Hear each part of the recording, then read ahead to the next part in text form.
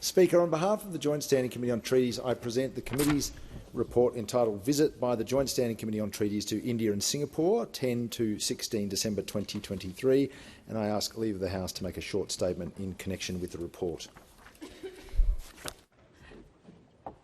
Is leave granted? Leave is granted. Please, Member for Fremantle, proceed.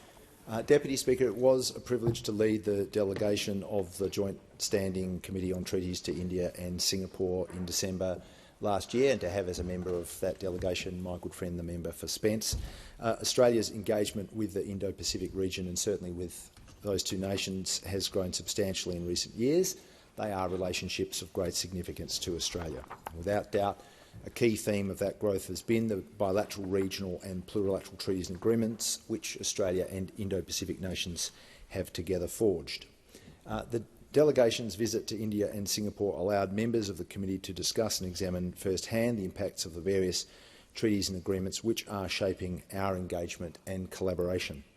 Our visit was guided by a special focus on several agreements which have recently entered into force, such as the Australia-India Economic Cooperation and Trade Agreement, the Australia-India Audiovisual Co-Production Agreement, and with Singapore, both the Digital Economy Agreement and the Green Economy Agreement. In India, we visited Kolkata, where we met with a range of importers and retailers to discuss the benefits of the Australia-India Economic Cooperation Agreement, including importers of Australian pulses, retailers selling a range of Australian products, and the Bengal Chamber of Commerce and Industry. While businesses had clearly seen the benefits of tariff reductions which were front-loaded under the agreement, it was clear that small and medium enterprises were not as aware of the benefits the agreement could create. There's nothing strange about that, and we note that awareness raising for this sector, both in Australia and elsewhere, should always be a priority. Deputy Speaker, during our time in Kolkata, we were able to visit members of the thriving Bengali film industry. Bengali is one of the largest language groups on the planet.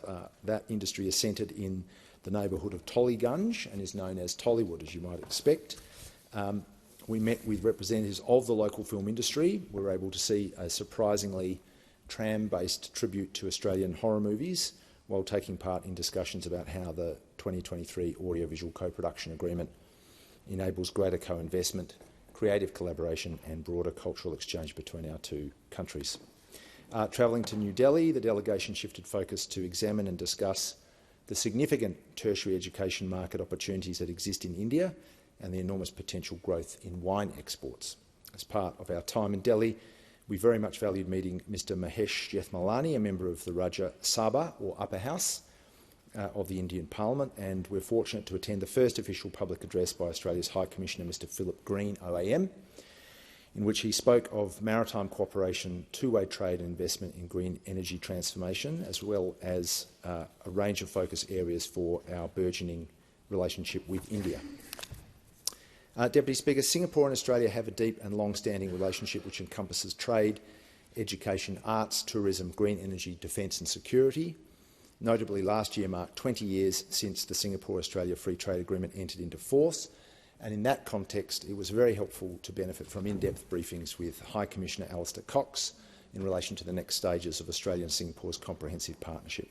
The delegation also participated in a wide-ranging discussion with the Singapore Ministry of Trade on a range of economic and green energy measures, including ways to improve Singaporean investment into Australia. And it was a special privilege for all of us to visit the Singaporean Parliament and call on the Speaker of the Parliament, Mr Sia Kien Peng, who spoke warmly of the strong relationship between our countries. On one afternoon, an afternoon of heavy clouds, it was an honour for the delegation to attend, learn about and lay a wreath at Kranji War and Military Cemetery, a sombre and beautiful place of commemoration for the Australian servicemen and women who lost their lives in the course of duty during World War II. Deputy Speaker, I want to acknowledge the participation of my fellow delegation members, especially the member for Spence, and also Senator Canavan from the other place. I thank them for their thoughtful, hard-working collegiate participation in what was a packed and fast-moving program. We were provided with excellent support from DFAT in both India and Singapore, and in addition to High Commissioners Green and Cox, we appreciated the in-country assistance of Ms Rowan Ainsworth, the Consul General in Kolkata, Mr Tom Overton-Smith in New Delhi, Mr Alistair Davis in Singapore and Mr Ivan Karan from the Australian Federal Police. I also express our appreciation for the excellent planning and preparation undertaken by Renee Onitri in the International and Parliamentary Relations Office and, of course, the work of the J. Scott Secretariat, especially our Secretary Pauline Cullen, who accompanied and supported the delegation. I commend the report to the House.